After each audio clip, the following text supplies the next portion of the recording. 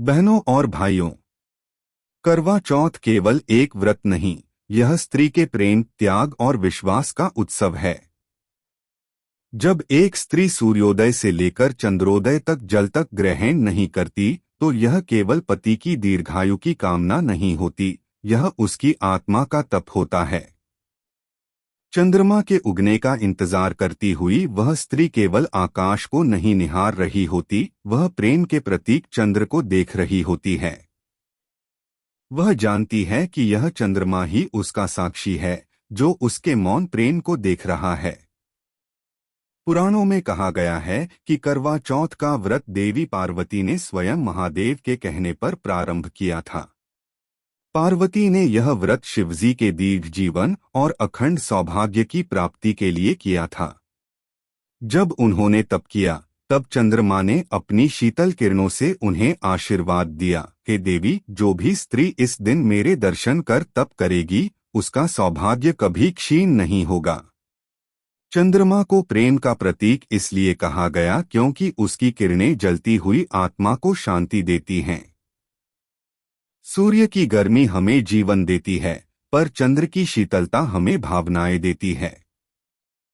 इसी कारण करवा चौथ के व्रत में स्त्री सूर्य नहीं, चंद्रमा को देखती है, क्योंकि प्रेम में ताप नहीं, शांति चाहिए।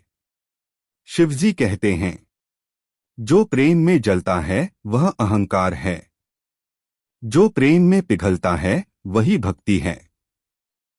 इसलिए करवा चौथ का व्रत केवल बाहरी उपवास नहीं, बल्कि मन के ताप को शांत करने का अभ्यास है। जब तक मन का चंद्र अंधकार से घिरा रहेगा, तब तक प्रेम का प्रकाश नहीं फैलेगा। चंद्रमा को मन का देवता कहा गया है। चंद्रमा घटता बढ़ता है, जैसे मन भी कभी शांत कभी अशांत होता है, कभी पूर्णिमा कभी अमावस्या। इसीलिए प्राचीन ऋषियों ने कहा, जो अपने मन को जीत ले वही सच्चा योगी है। करवा चौथ की रात जब स्त्री चंद्रमा को छलनी से देखती है, तो वह केवल एक ग्रह नहीं देखती, बल्कि अपने मन की छाया को भी देखती है। छलनी के छेदों से झरती चांदनी मानो यह कहती है। प्रेम तब पवित्र होता है जब वह छलनी से छना हुआ हो, स्वार्थ से मुक्त, अहंकार से रहित। इस दिन का सबसे गहरा रहस्य यही है कि चंद्रमा केवल एक ज्योति नहीं, आत्मा का दर्पण है। जो जैसे भाव से उसे देखता है, उसे वैसा ही अनुभव होता है। किसी के लिए चांद सौंदर्य है, किसी के लिए प्रेम है, किसी के लिए शांति और किसी के लिए भगवान का स्वरूप। करवा चौथ का संदेश यही है, अपने मन के चंद्र को निर्मल रखो। यदि मन शुद्ध है तो प्रेम स्थायी रहेगा, यदि मन मलिन है तो रिश्ते भी टूट जाएंगे। देवी पार्वती ने शिवजी से पूछा, प्रभु, चंद्रमा को ही व्रत में देखने का विधान क्यों है?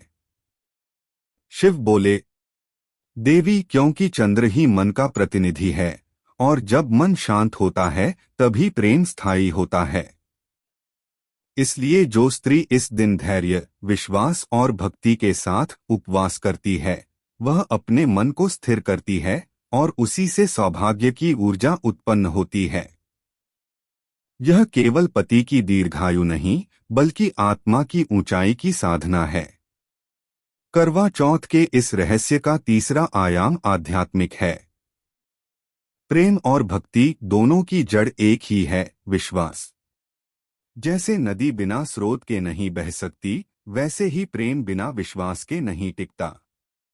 स्त्री जब चंद्रमा को देखती है, तो वह अपने भीतर के भगवान को देखती है। वह कहती है, हे चंद्रदेव, जैसे तुम अपनी शीतलता से संसार को शांत करते हो, वैसे ही मेरे जीवन में भी शांति बनी रहे।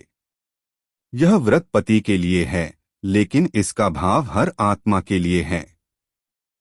वास्तव में यह जीव और परमात्मा का मिलन पर्व है। जिस दिन आत्मा अपने भीतर के चंद्र को पहचान लेती है, उसी दिन संसार का अंधकार मिट जाता है। महादेव कहते हैं, स्त्री का उपवास केवल अन्न का नहीं, अहंकार का उपवास है। वह प्रेम में तपती है ताकि परिवार में शांति बहे। करवा चौथ का यह व्रत हमें सिखाता है कि सच्चा प्रेम कभी मांगता नहीं, बस समर्पित होता है।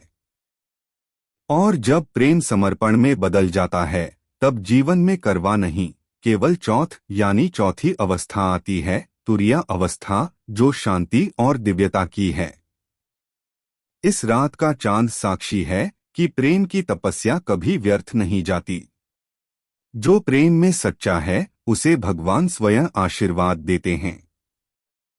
तो हे मातृशक्ति, आज जब आप चांद देखें तो मन में यह प्रार्थना करें, हे चंद्रदेव, मेरे मन को शुद्ध कर दो, मेरे हृदय को प्रेममय कर दो और मेरे जीवन को सौभाग्य से भर दो। याद रखिए, करवा चौथ केवल एक दिन का व्रत नहीं, यह स्त्रीत्व का उत्सव है। यह वह पर्व है जो हमें सिखाता है कि प्रेम सबसे बड़ा तप है और विश्वास सबसे बड़ी पूजा।